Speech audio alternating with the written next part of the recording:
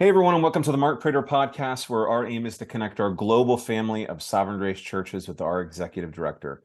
Mark, anybody watching the video can tell that neither of us are at our homes or offices.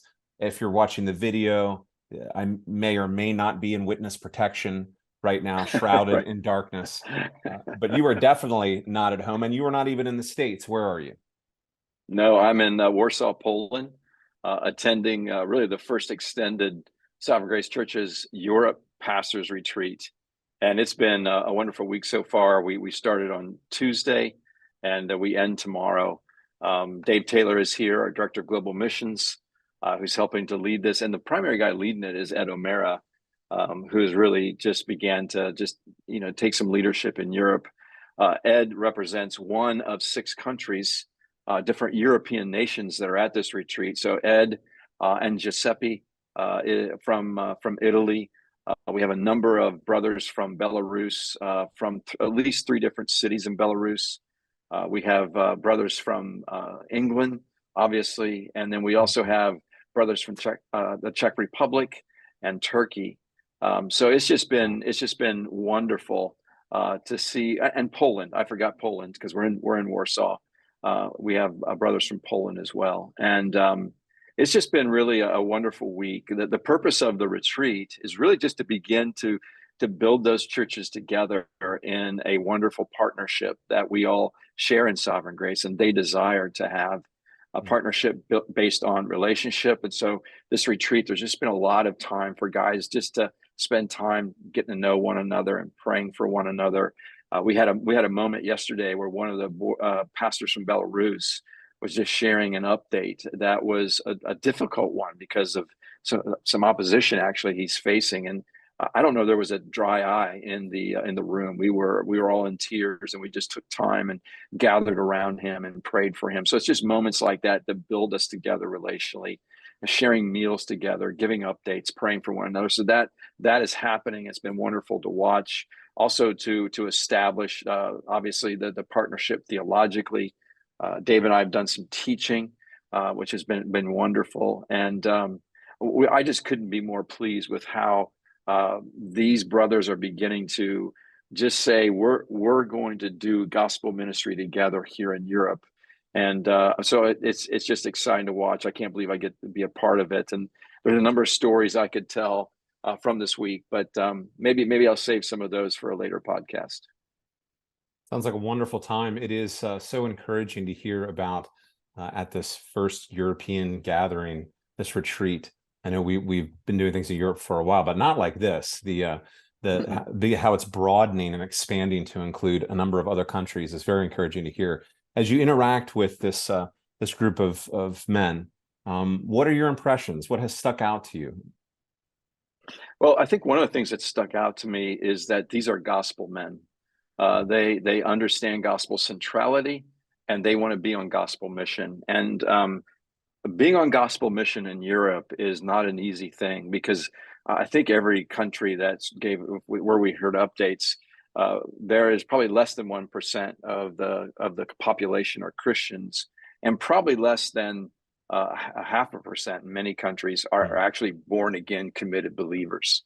So these are men who are truly light in darkness and are not being held back. They're not deterred in advancing the gospel and declaring the gospel. But it's not easy in a post-Christian culture. So that's just one of the things which I think makes partnership even more meaningful, because there's not as many Christians around you. There's not as many gospel-centered, gospel preaching pastors, and so we're all the guys in this room. We have, so we've got to depend upon one another. That's been wonderful to watch. And then just some of the opposition that they're facing.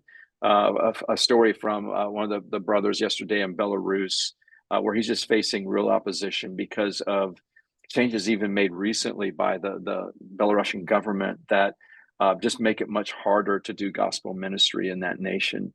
And yet these guys are saying, we're not leaving. We are staying here with our people, and we're going to preach the gospel. It's actually very inspiring and very faith building and very humbling.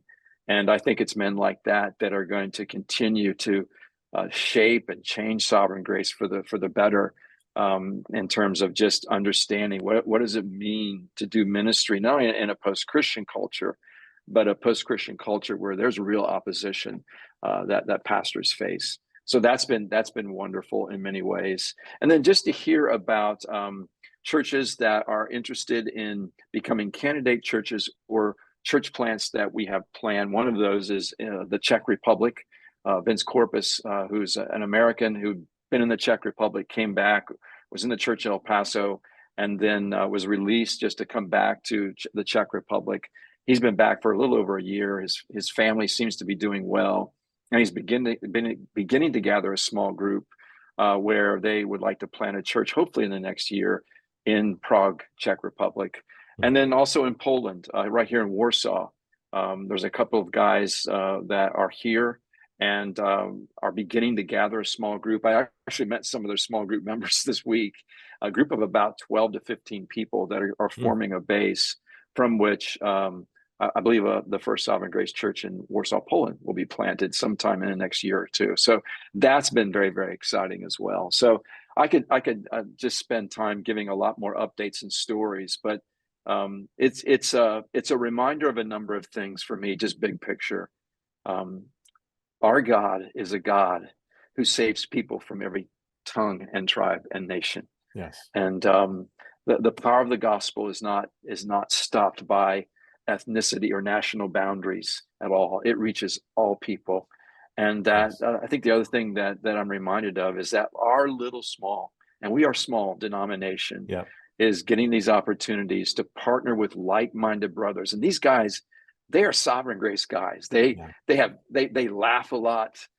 They get grace. They love the gospel. They want to build gospel-centered churches. Just like it seems like we've known each other, a long time, even though you've just met them. And yet we have the opportunity in this little small denomination that got its start in the States to just partner with men like that throughout the world that are like-minded theologically and like-minded in terms of the kind of churches they want to build. And that's something we can't take credit for, Ben. It is a work of God, and therefore may he receive all the glory.